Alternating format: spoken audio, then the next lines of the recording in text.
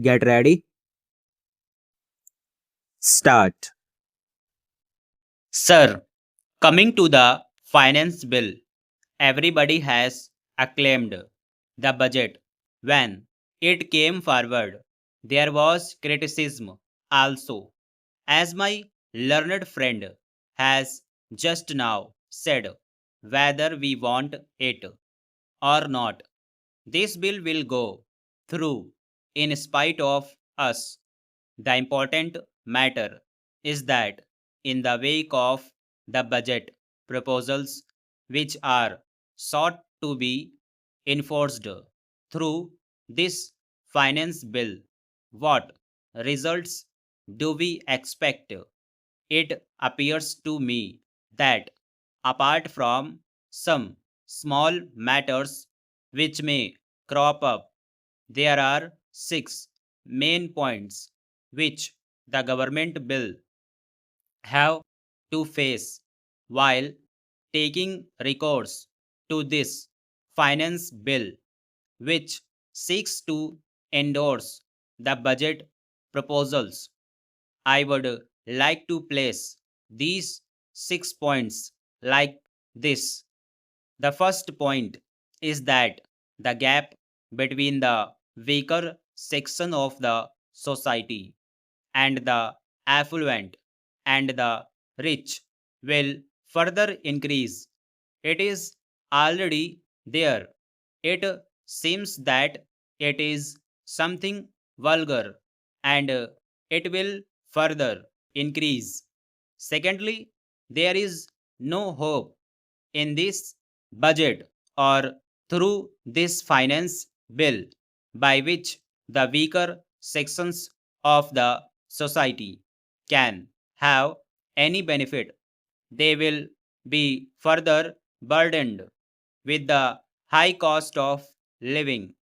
Thirdly, this budget and this finance bill will further escalate the prices, the benefit or the exemptions which have been granted to certain middle class groups which were acclaimed then are illusory.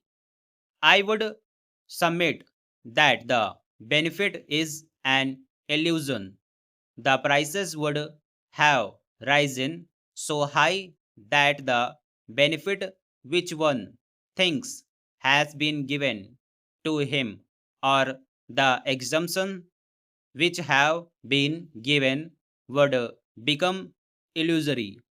Everything that he goes to purchase in the market would be so expensive that the benefit which he thinks he has been given would have disappeared.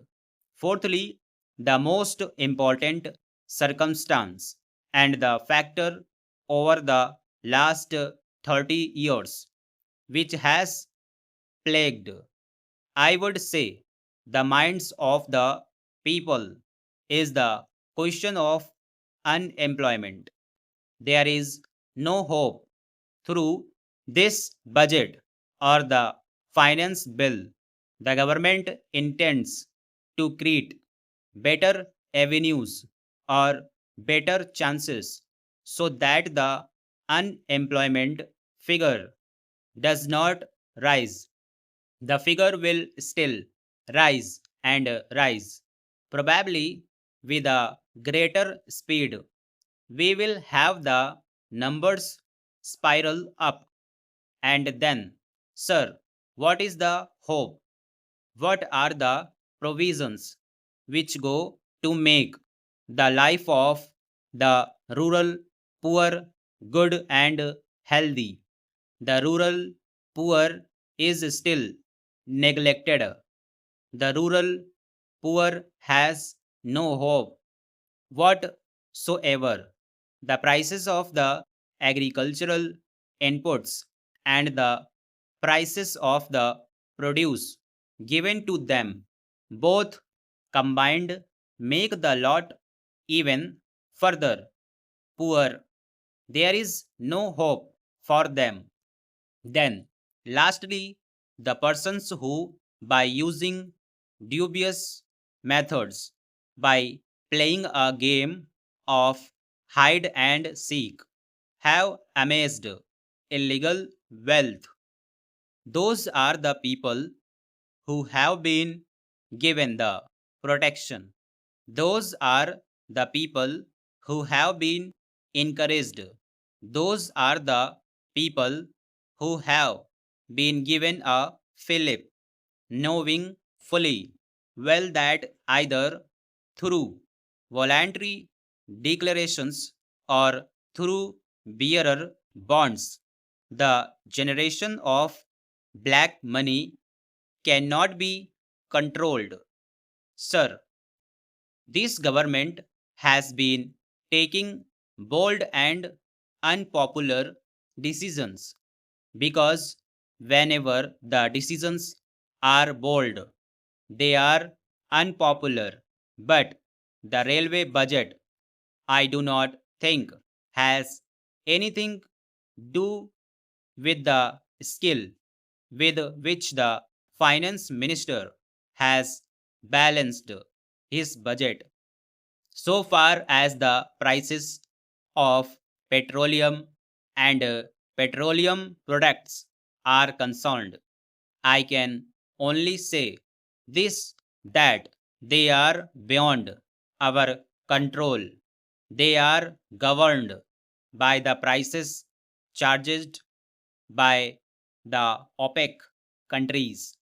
And I think this is not also a valid criticism. Despite these two things, the finance minister deserves to be congratulated because he has not let loose any inflationary trends because of the budget.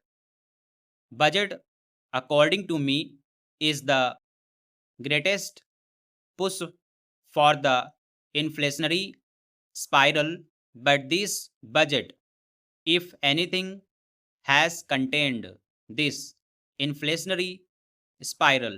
Sir, I am happy because in this house I speak for the middle classes, and I also speak for the poorer classes.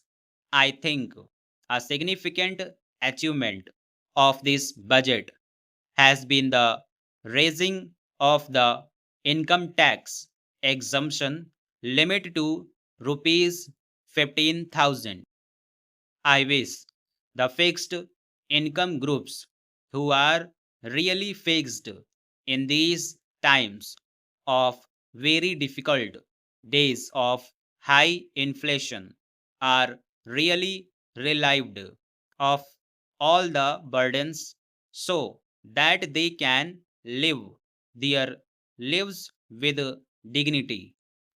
One thing for which I congratulate the government, one thing about which I am proud as far the government's performance is concerned, is that we are now consistent with our fiscal approach.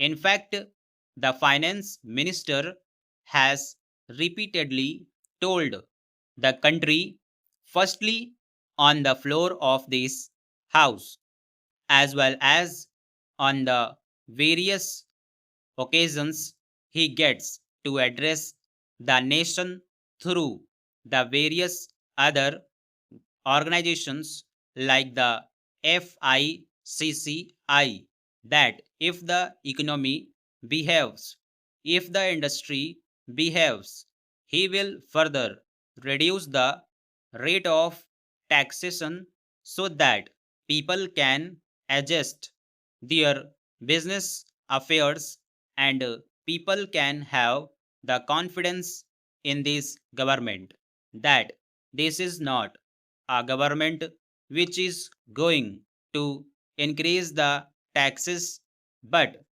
this is a government which is going to reduce the taxes. Stop.